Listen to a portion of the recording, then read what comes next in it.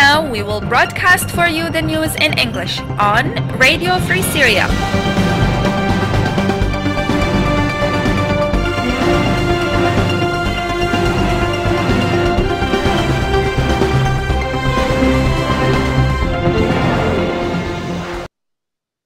Welcome to our news hour in English. I am MarwanKADRO and I'll be with you during this news hour from Radio Free Syria. We will start with the headlines. The local coordination committees of Syria. By the end of Wednesday, the LCC have managed to document that the number of the marchers is 146, including 15 children and 13 women. 74 marchers in Aleppo, 23 in Damascus and its suburbs, 12 marchers in Homs, 11 marchers in Daraa, 9 marchers in Hama, 6 marchers in Al-Hasaka, 2 marchers in each of Deir ez-Zor and Lathiqiya, and 1 marches in each of Raqqa and Suwaida. The LCC has documented so far 253 different points in Syria shelled today, 19 of which were hit by aerial strikes from warplanes and choppers, 2 were hit by thermobaric bombs, and 1 area was hit by both thermobaric and phosphorus bombs. Artillery shelling targeted 112 points, 75 of which were hit by mortars and 66 by missiles. The Free Syrian Army have clashed with the regime forces in 193 points. The FSA managed to liberate the police station number 25 at the Jordanian border, seized the SMAT checkpoint in Daraa, and the Muthallath checkpoint in Busra Sham, also in Daraa. The FSA also managed to push back a military cartel which was on its way to Mliha in Damascus suburbs and was able to destroy many armored vehicles belonging to the regime forces in different towns across Syria. We'll start with Damascus and its suburbs. Heavy shelling on Al-Husayniya refugee camp in the suburbs of Damascus. The shelling resulted in dropping more than 10 mortars on the camp.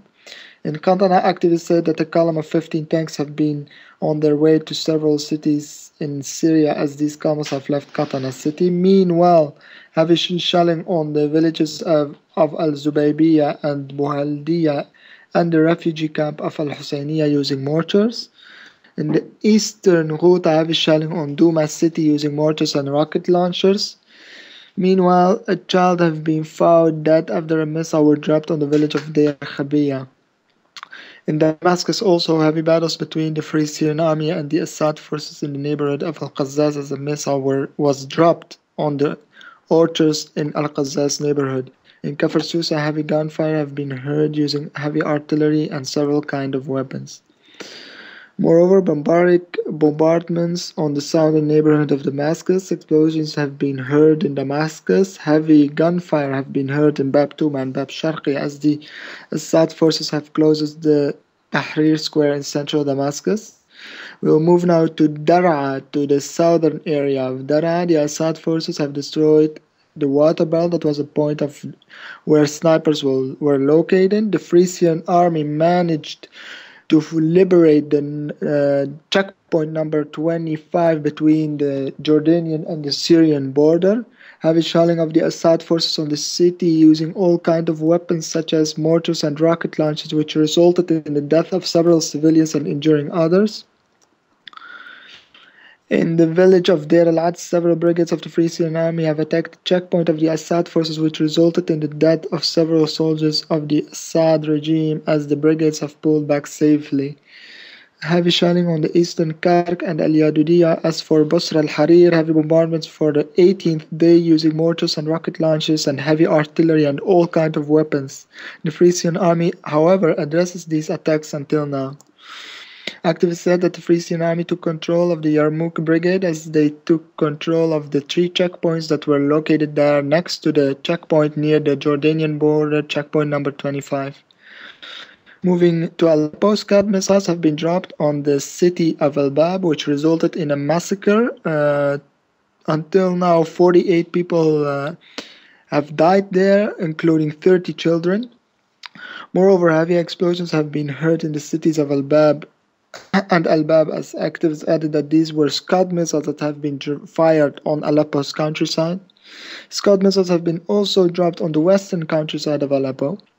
The Free Syrian Army have hit the airport checkpoint in Sheikh Said with heavy artillery, which resulted in the checkpoint to pull back from the area, and which resulted in the Free Syrian Army taking control of the neighborhood of Sheikh Said.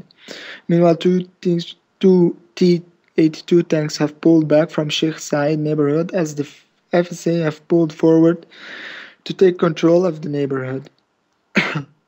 A missile have been fired on a Assad camp in Al Amiriya neighborhood, which resulted in the death of several Assad forces. Heavy battles between the Free Syrian Army and the Assad forces in the area of Al Duwayraniya, that is a central point between the air defense factories, Aleppo International Airport and Al Nairab Military Airport.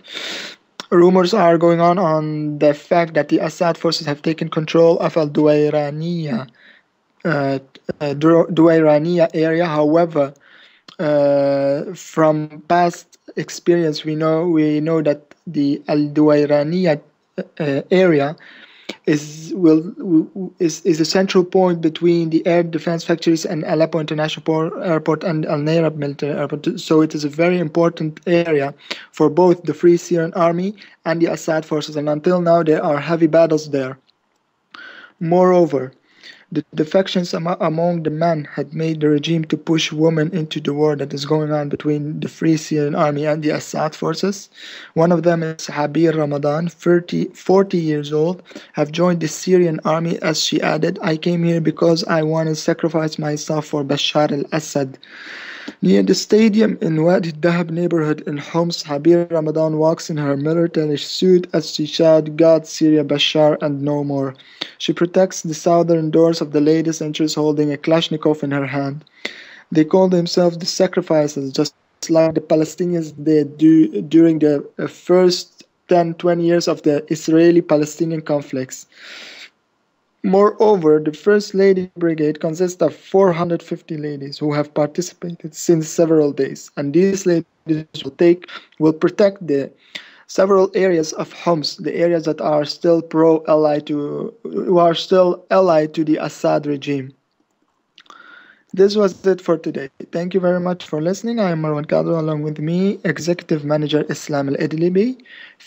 Please follow us on freesyriaradio.webs.com. You can also reach us through Skype on Syria342. See you tomorrow. Bye-bye.